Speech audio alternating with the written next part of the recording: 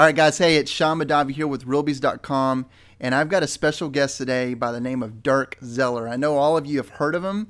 Maybe you have seen an article of his or experienced some of his coachings or trainings. So today, I'm excited that he's spent some time with us, and he's going to cover a lot of cool stuff. But first, I want to read a quick bio about him, and then we're going to get right into some awesome material, and hopefully at the end of the day, just enlighten you and educate you on how to blow your business up. So here we go. Dirk Zeller has been a licensed real estate agent, investor, speaker, and trainer for over 20 years and has coached some of the most successful companies, agents, and real estate teams during that time. He has spoken to audiences on 5 different continents and to hundreds of thousands of entrepreneurs, executives, and salespeople. Dirk's success, time management skills, sales systems, and strategies are used in more than 97 countries worldwide.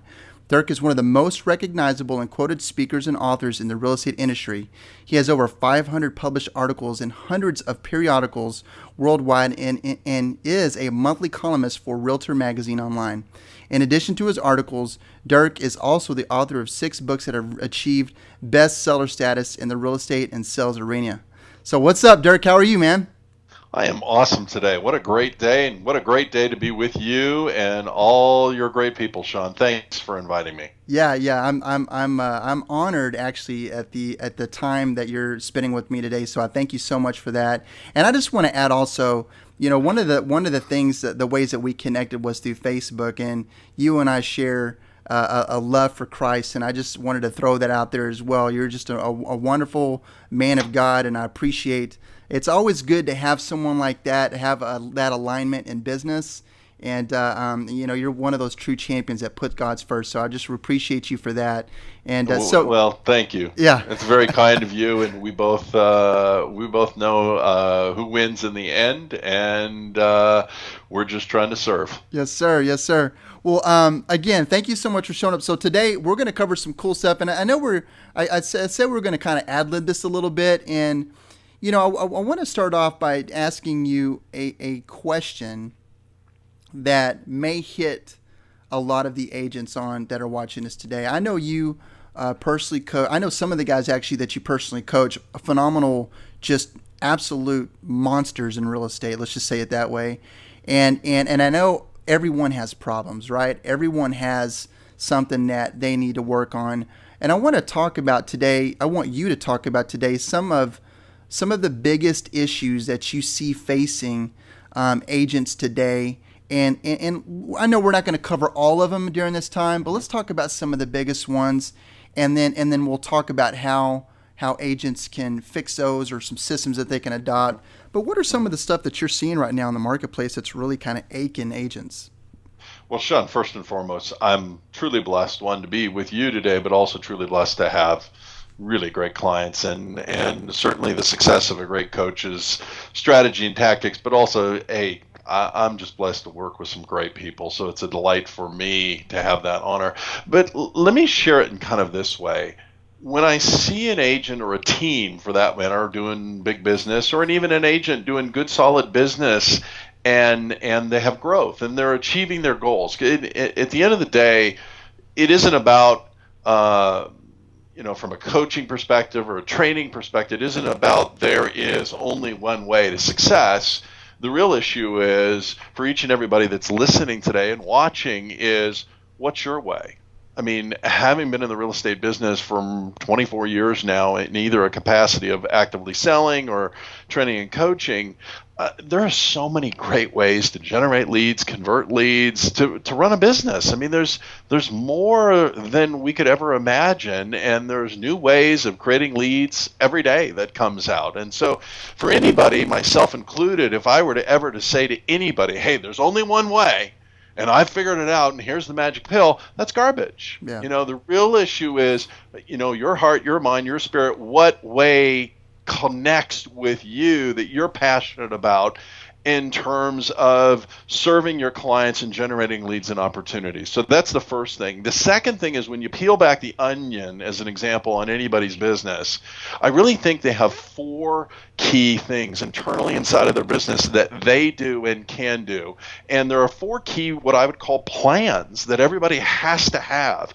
Whether it's an individual agent or a large mega team, you've got to have these 4 plans. And one is a business management plan, where you understand the strategy and tactics of your business, you understand the leverage points of your business, and you have a plan that you're functionally working from. Now, I can tell you, Sean, in working with some of the best agents and teams, most of them, before we even started working with them, they didn't have that. Yeah. I mean, they just literally didn't have that in place. They didn't have the causal effect connection between here's what I'm doing and here's what I'm getting, and I know how to get from here to there. The second is, what I'd call an activity management plan, where we understand the activities that need to be done on a daily basis, weekly basis. We know the return on investment of those activities, and we have a system that enables us to consistently do those activities on an ongoing basis. Mm-hmm. Then we've got a time management plan. I mean, there's some structure, strategy for time management. And again, whether you're a team leader, whether you're an individual agent, whether you're a buyer's agent internally inside the team, I mean, one of the things we're selling in the real estate business is time. Yeah. You're selling your expertise and you're selling your time. You got to have some kind of plan or strategy with regarding your time. And then the final piece is a personal management system. How do you manage yourself personally to get yourself to do some of the things that you don't want to do, but you know you need to do? Mm-hmm. I mean, and I'll give you an example for me. And hey, I've been working real hard in terms of a bunch of new programs and things that I'm working on, and kids and all the things that go with life. I got 10 more pounds on my body than I normally carry. It didn't show up this morning. I mean, because, hey, over the last couple of months, I've eaten a little bit more than I should be eating, and I'm not moving my body, and I didn't adhere to my personal management plan. Yeah. Does that make sense? Absolutely. If you got those 4, you're golden. Yeah. But the vast majority of it, and to me, that goes beyond real estate. It goes beyond to life and how you're going to run your life and your business and your strategy. You got those 4. If you can sit down and you got those 4 in place, man, you're going to have an incredible life. Yeah, I agree. And would you agree? So I'm assuming that the 4 points are probably some of the biggest choke points in a real estate agent's business.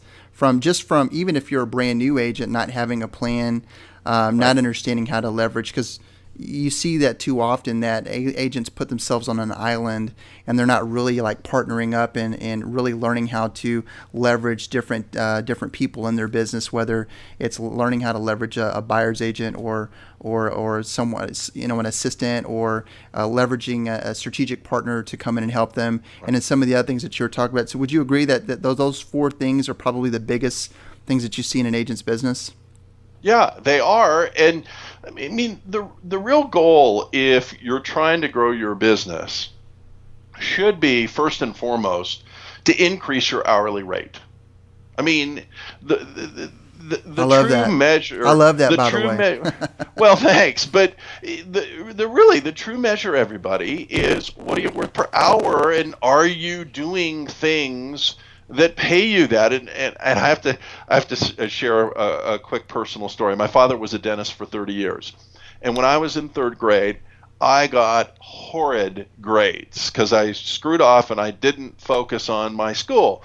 So the grades came, and my dad, in his infinite wisdom, he was a brilliant guy, still is, and he took me out for an afternoon on Friday afternoon. He took the afternoon off of his work, and he took me out to watch guys dig ditches, because that's where I was going to be later on in life, and he wanted me to be excellent at it.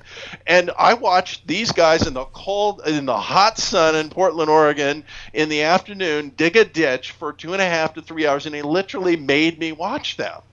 And so I understood and I learned about hourly rate and what you were going to make per hour and how hard that was. And I recognized that, listen, one of the goals is to increase your hourly rate. If you're making $100 an hour, it's a critical number. Let's get you to $200. because you got choices in life that you didn't have before. And, you can choose to work more hours. Certainly you can choose to work less hours. You can choose to work more hours, a little bit more hours, and make a whole lot more money. But at the end of the day, one of the key numbers in a real estate agent's practice is, what are you worth per hour? You got to know that, and it's going to help you make some decisions in terms of what you should be doing and what you shouldn't be doing with regard to your time and the return on investment of that, Sean. Yeah. No, I love that, because it was funny because you mentioned that. I was talking to an agent a few days ago, and I asked him, I was like, how much are you worth per hour? And he's like, I never thought about it. And I said, well, go back, look at everything that you do, how many hours that you work, and what your income is, and figure it out. So he came back and he said, I'm at $250 an hour. And I said, okay, that's great that you know that. So now let's look at all the things that you're doing that you don't want to do, that you want to just take off your plate. And he was like, wow. So we started making a list, and he started listing out all these things like that he could hire like someone to do, right? It was just kind of silly stuff. And he was, and so what we did is we took that number, and we, I multiplied it into the number of the days that he worked out of the month. And I said, this is how much money you're wasting in your business, that you could literally give yourself a raise, because you could, now that you would be working less hours, that means your hourly rate goes up. And he was just like, wow, I never even thought of it like that. I'm like, that's the way you need to think of it. So let's do this. So let's go back, because I love how you went through these 4 points. Let me jump in here real quick, because you made a great point that they may have missed, Sean, and you did a great thing with that agent that you were working with. The real truth, everybody, and let's use Sean's example at $250 an hour, what's really happening for that agent is he's working probably 2 to maybe 2.5 hours a day, making $500 an hour. Yeah. And he's working maybe 6 hours a day, making $15 an hour. And the aggregate average, everybody, averages out to $250 an hour. Yeah. So the real secret is, how do I get rid of this $15 hour stuff that, quite frankly, I don't want to do anyway? Yeah. And stay with what I'm really good at that really makes $500 an hour, and do that. And that's the crux of even the biggest teams, most successful teams. You look at guys that are on the Wall Street Journal list, and I've got lots of clients that are there, but I'm telling you, that's the microcosm of what they still battle with on an ongoing basis. Even when you get to the top, guys, in the real estate business, it's not because you're going to have fewer problems to deal with. It's because you had the skill and ability to deal with the problems effectively, and now you're getting even more. But the good news about the problems you're getting is they're worth more money, so you get to paid more. Yeah. No, I love that. And it's funny, because I talked to agents that are like absolutely just crushing it in their business. When I say crushing it, let's just go ahead and throw out, they're doing 150, 200, 300 transactions a year, and they're still not as profitable as they want to be. And and they look at like, well, what would this business look like if I stepped out of it? And a lot of them would say it would cave in. And so, really, and going back to you talking about leveraging your business and building systems that just make them move without you there, I think that's very key, especially if an agent is experiencing an exponential growth in their business. And a lot of it has to do with just them and their work ethic, but no one else adopts those philosophies. So they're just doing it what they know to do, and everyone's kind of riding along the coattail, and they're experiencing growth and making a lot of money. But if they step back, it doesn't work anymore. So it's very interesting. So let's go back, because I want you to talk to the agent right now that's watching this interview, that is in a situation that they're doing. I know there's a lot of agents out there that are doing, the average does 6, and I think in Texas the average is a lot more, because I have never spoke to an agent that only does 6 transactions. But let's just say the average in our areas. Let's just be biased and say our areas, yours and ours, mine are they're doing an average of 20 transactions. Okay, so let's be biased. They're doing 20, 30, 40 transactions a year, and they want to cross that double, triple line in their business. Mm-hmm. And you went back. We all know we got to have a business plan. So let's just go ahead and lay that out there. And when we say business plan, like literally write your goals out, know what you're doing. I like to say that the 30 days and the 5 year goal and what you're doing over the next 30 days to achieve that. I know you may have a different or same philosophy. But let's move to the next part, that leveraging the leverage points in your business. Talk to the agent right now that's wanting to leverage. How do I let go? Most agents are control freaks. I want to do it on my own. It's my way, nobody else's way. I got to do it my way. How do they leverage their business?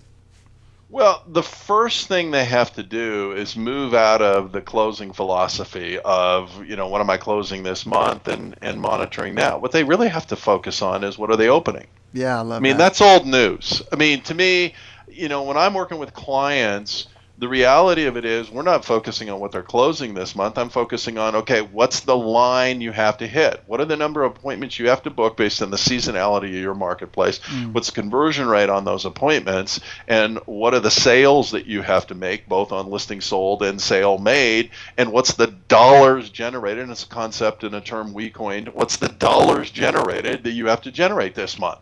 The problem for most agents is, even good ones that are doing 23 to 40 transactions, and let's call that the number a year, is they're going up and down like a yo-yo, and they're having monster months, and then they're having the offer months, if you will, that just wipe out the monster months.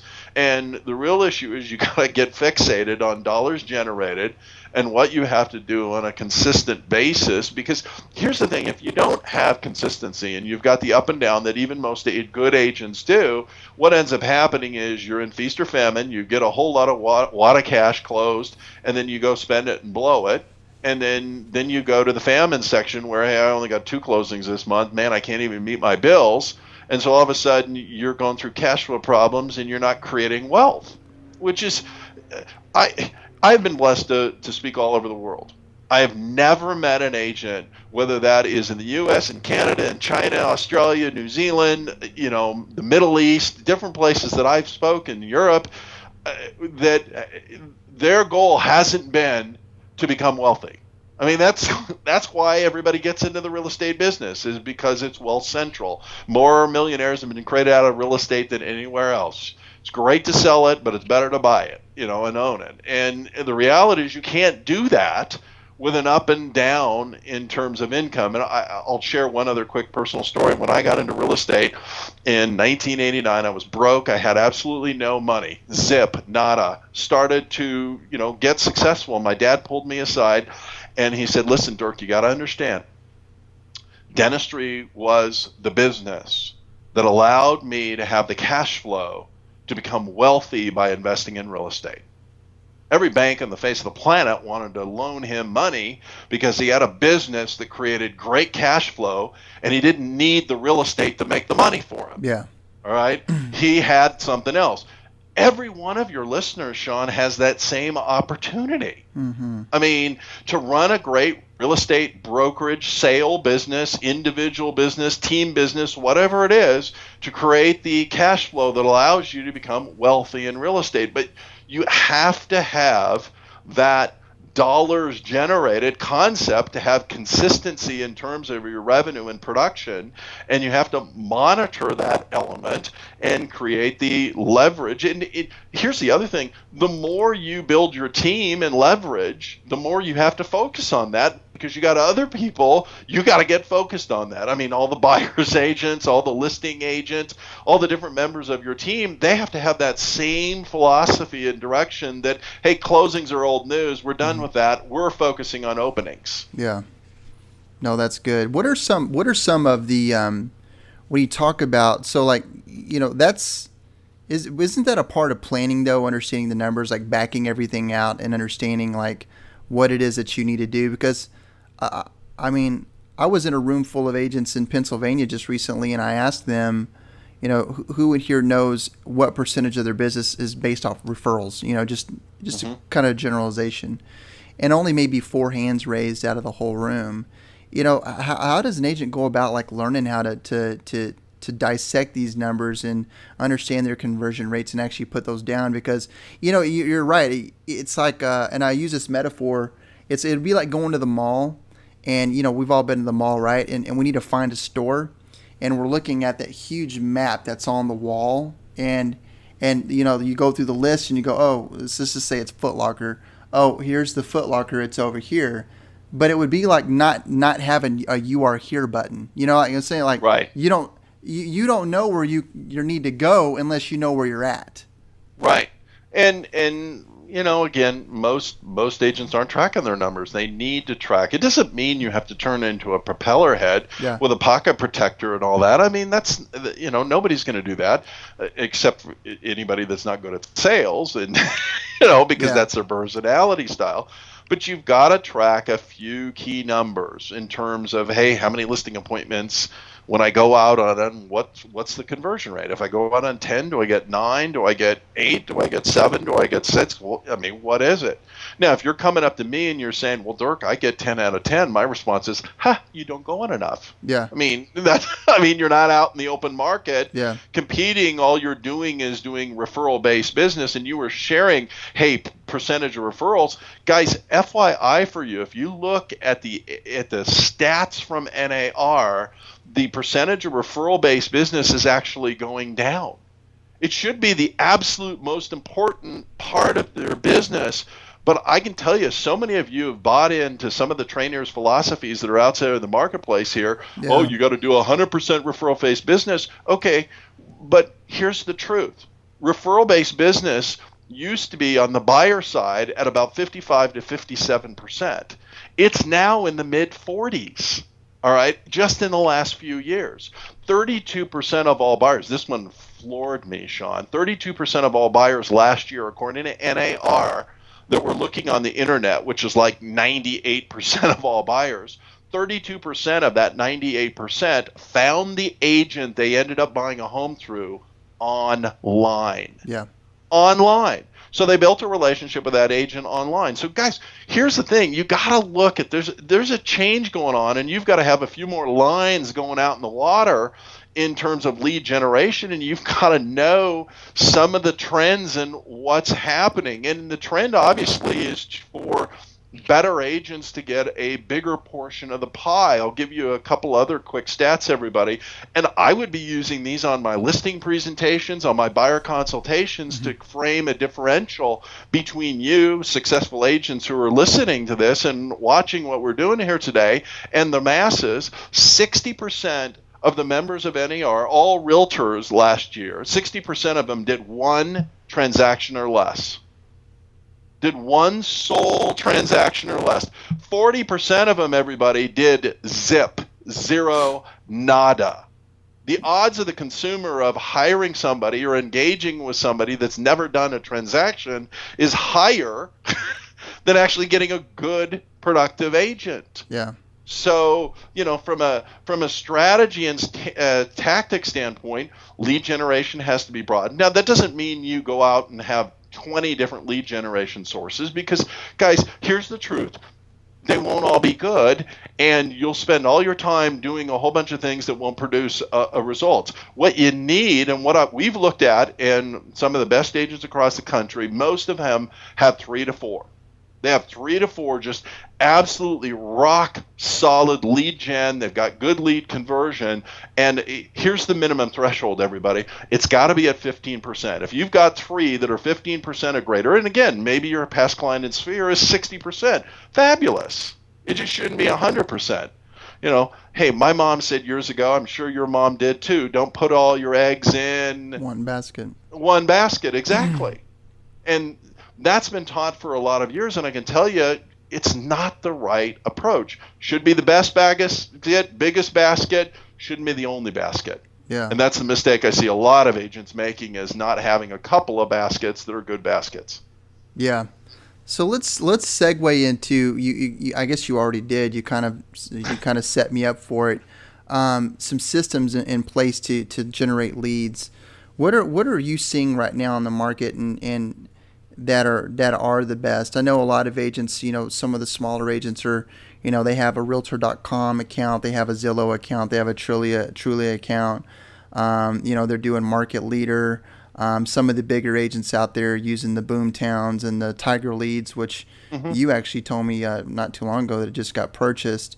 So there are a lot of these big ones out there and a lot of small ones. What are some of the best ones that you see right now, or can you even comment to that? I don't know if you're contracted with anybody. Oh, I'm not contracted Yeah, with okay. anybody. I don't push anybody's Yeah, stuff because I learned a long time ago, Sean, and I've been around a while. yeah, So that's why my resume is long, but that doesn't mean anything. yeah. The reality of it is, some of the time, if you promote something, the company goes out of business, and you don't have a chair to put your Right. fanny in when the music stops. So I kind of shy away from that. So Yeah. I don't. But I do think, you've mentioned a number of great companies. There's a lot of great lead generation systems out there. But here's the thing. There's a lot of, what I would call traditional practices that are still very effective in today's marketplace. Tell me I about mean, some. I really believe you have to have a blended approach. You've got to have a technology-based approach. You've got to serve in a technology environment. You've got to be engaged in Facebook and social media.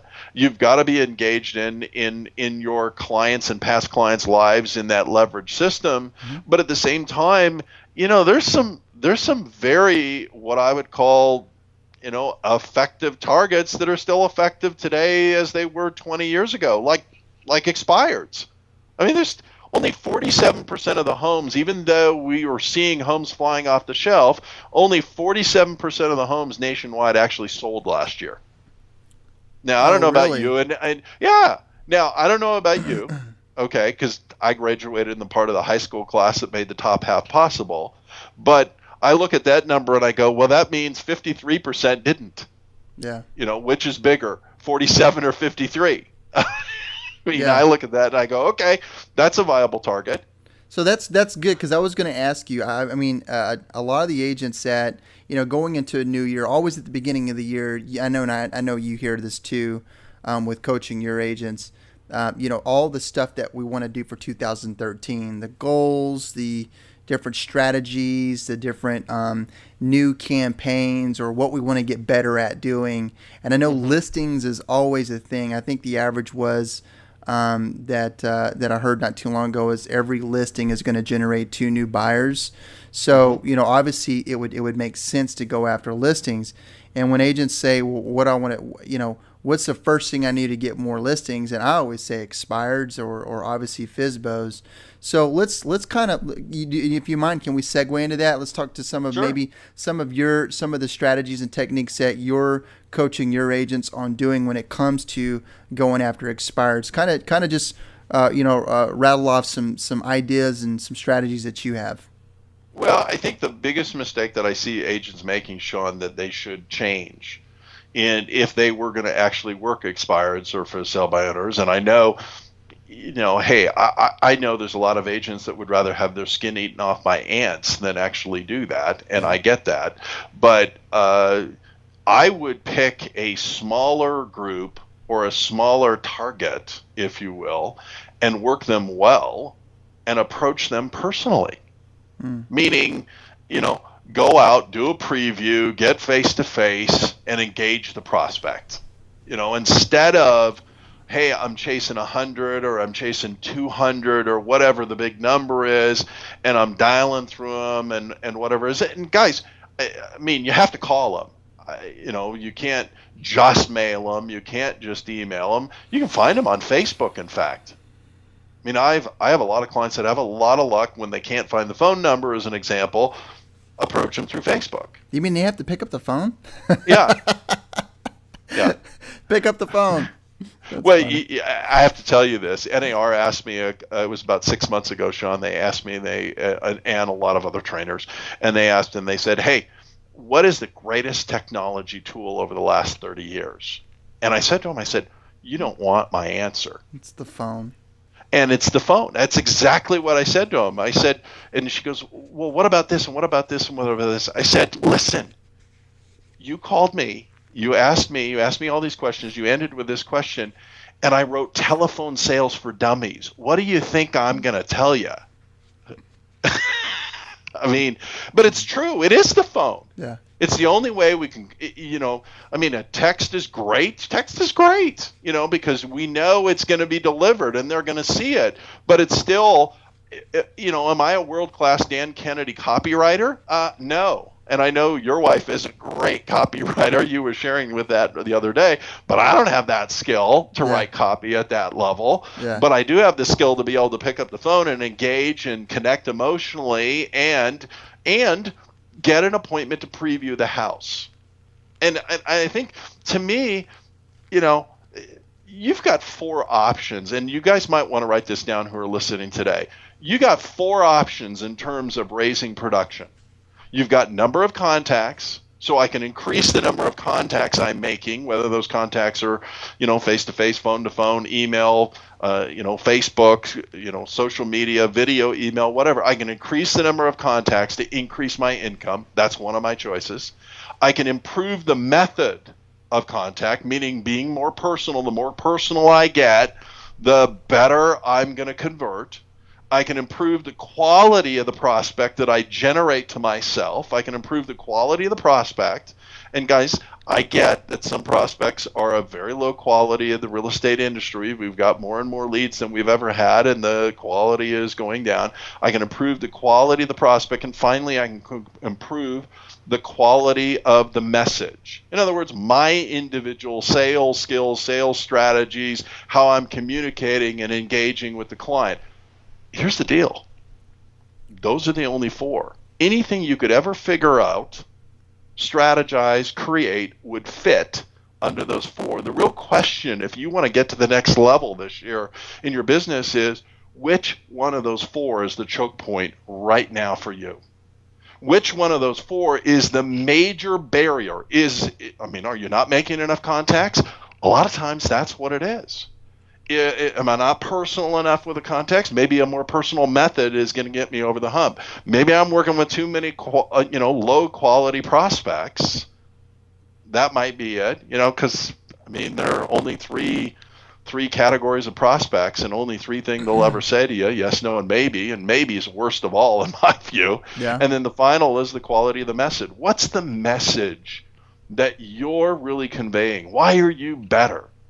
In other words, can you answer, why should I do business with you? What's the advantage to me, the consumer, of doing business with you? That's the problem that everybody's having with internet leads, is because they can't convey that message powerfully to an internet lead. Let me tell you, an internet lead understands the value to you, the salesperson, of actually meeting face-to-face. They've had enough sales experience with poor salespeople, and I'm not saying anybody here is a poor salesperson. I'm just saying we've all had experiences with marginal salespeople. They get the value to the salesperson of meeting face-to-face. What they don't get is what the value is to them. Does that make sense, Sean? If we can sell that, they'll be in our office tomorrow. Yeah, and I call that the magnetic marketing message. Having that messaging down, the messaging that draws people in, that they want to work with you, Right. and some of the stuff that's just like, we're in a day and age where we always talk about me, and we feature dump, right? And I'm not saying the agents watching this are, but traditionally, salespeople, entrepreneurs, period, feature dump. And it's that commission breath, if you will. It's like I gotta feature dump because I gotta get this deal, and we don't, and so it's taking time to understand who it is that's on the other line, what their fears are, what their wants, their desires, what it is that makes them tick. And especially with the expired listings, if you call an expired talking about your features, they may hang the phone and they're gonna go, "Oh, it's another agent." Click, So I love how you just went into that messaging, because I was literally just talking about this right before we got on the call today. But that's Well, awesome. sales is strategic. Yeah. And that's one of the things that agents miss in today's marketplace is, what's the strategy? Am I leading somewhere?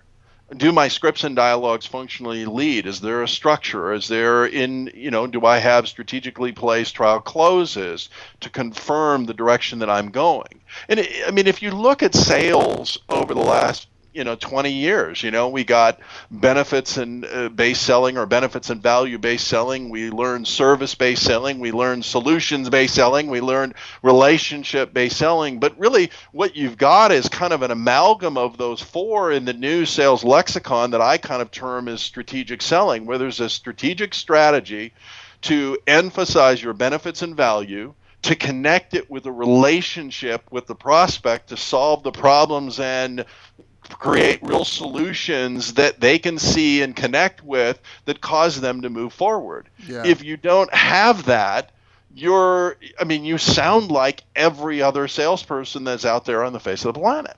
Yeah. No, that's good. That's real good. And it right now, it's more differentiating yourself in the marketplace is more important now than ever.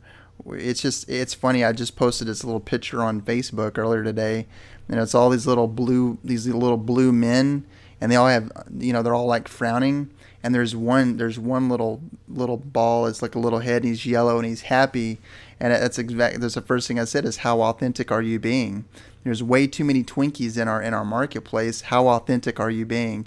It's right. It's kind of interesting that you said differentiation is key. All right, so we got the lead on the phone. But wait a minute, Sean. There aren't too many Twinkies in the marketplace because they went out of business and they're not making them right now. That's a perfect example, right? If you're a Twinkie, you're going to go out of business.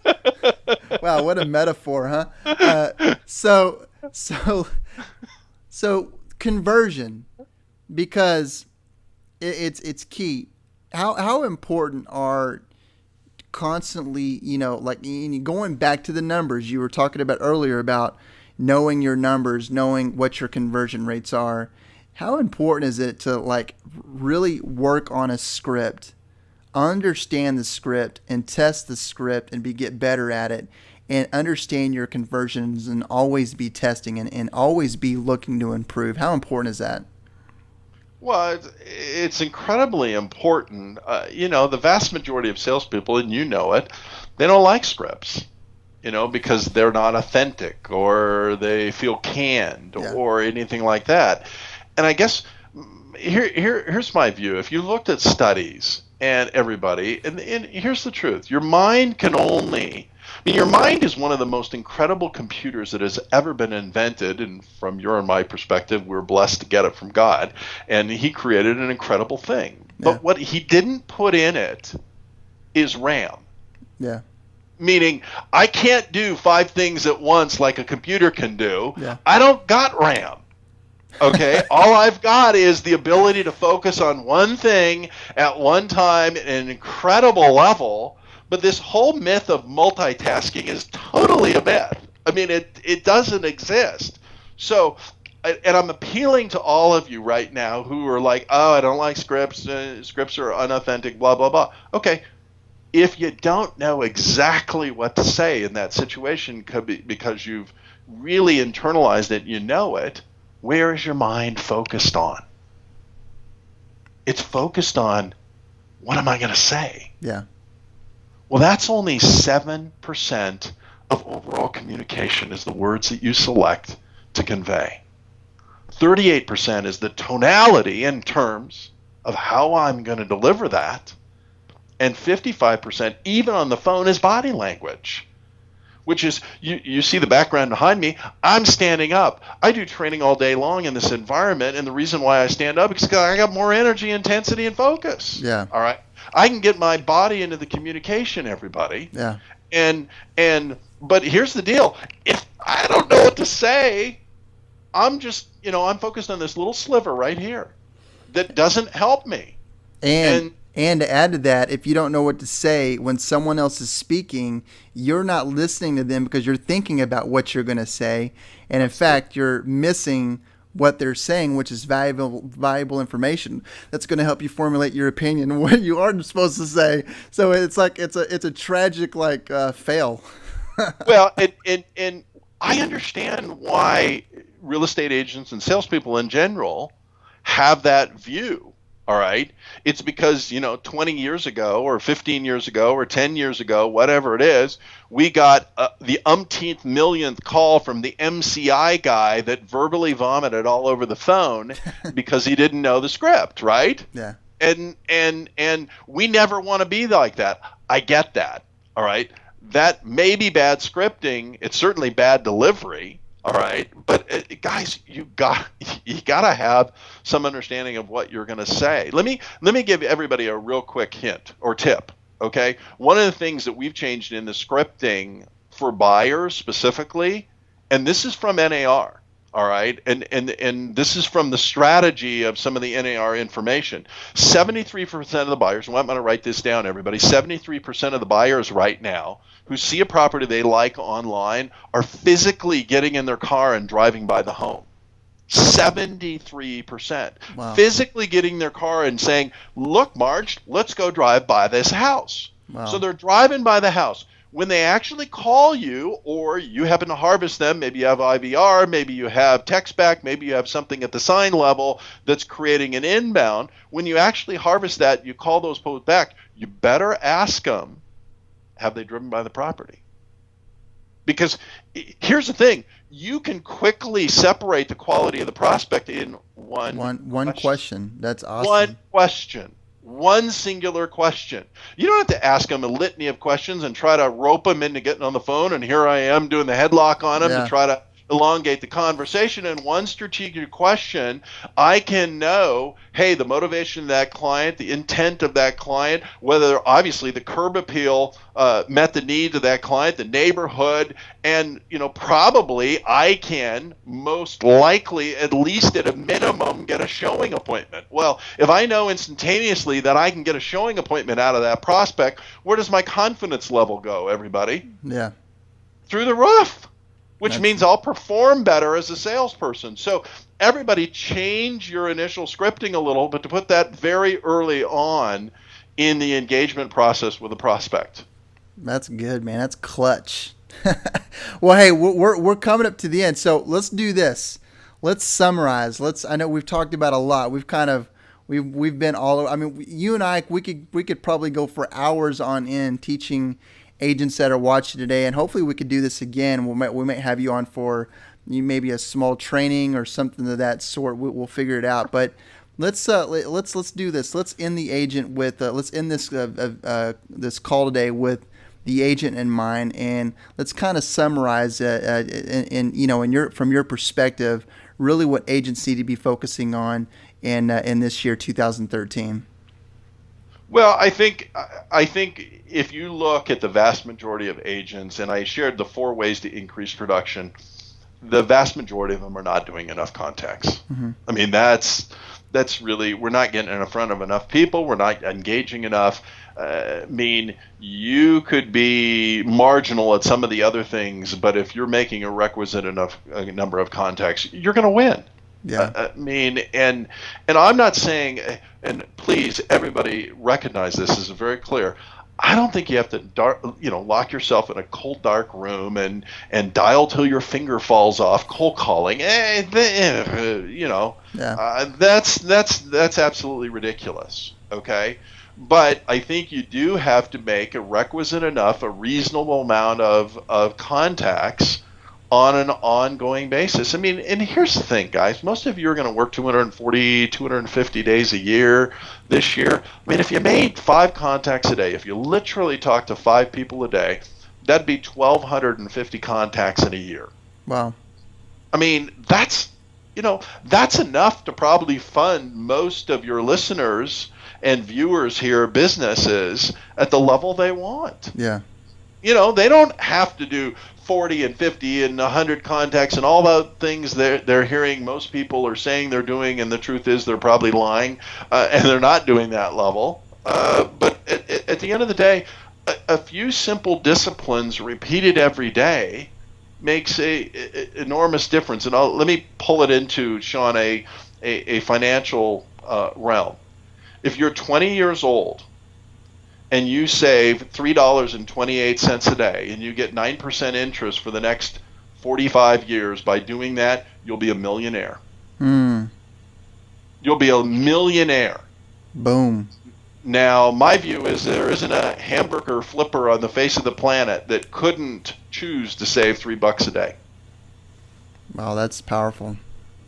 And that's what I'm saying to everybody here is, hey, do a couple every day, but do it every day. Yeah.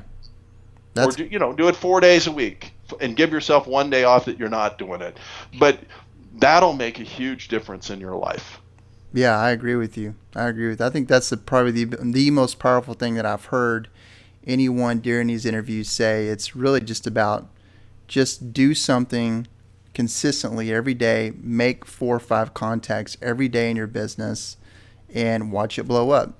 I think that's the most powerful thing I've heard anyone say since we've been doing these interviews. I really appreciate you saying that. So, well, Dirk, hey man, listen, again, man, I appreciate it. This has been a lot of fun. And just go ahead. Can I put you on the spot now? Can we have you back on Realbies? Yeah, of course, Sean. Yeah, Be awesome. delighted to. Be delighted to. I would have put you on the spot and make sure it's recorded. That way I have evidence. You got the hammer lock on me is what you got, man. Yeah, exactly. Well, listen, man, again, I really appreciate you. Again, this has been Dirk Zeller coming to us here at Realbies.com. My name is Sean Madavi. Thank you so much, Dirk, for your time. I'm honored to have you here. And again, what we're going to do is we're going to put some links to your site and some ways that people can get a hold of you. I definitely want to just make sure everyone knows that we highly promote anything that Dirk does. So if you go to his website, why don't you just go ahead and say your website right now? Our website is realestatechampions.com. Yeah. www.realestatechampions.com. You can find us on Facebook under Real Estate Champions, obviously, or myself personally, either one. Yeah. And go ahead and friend us, and we will send you a lot of value on a consistent basis. Yeah, and if any agents are looking, if you see a book that's been written by Dirk, I advise you just go ahead and buy it right now. Make sure it doesn't stick on your shelf. Read it, use it, implement it in your business. But anything that Dirk is working on, definitely follow him and make sure that you are taking action and moving forward with some of the stuff that he's doing. So again, Dirk, thank you so much for being on. My pleasure, Sean. Thanks for having me.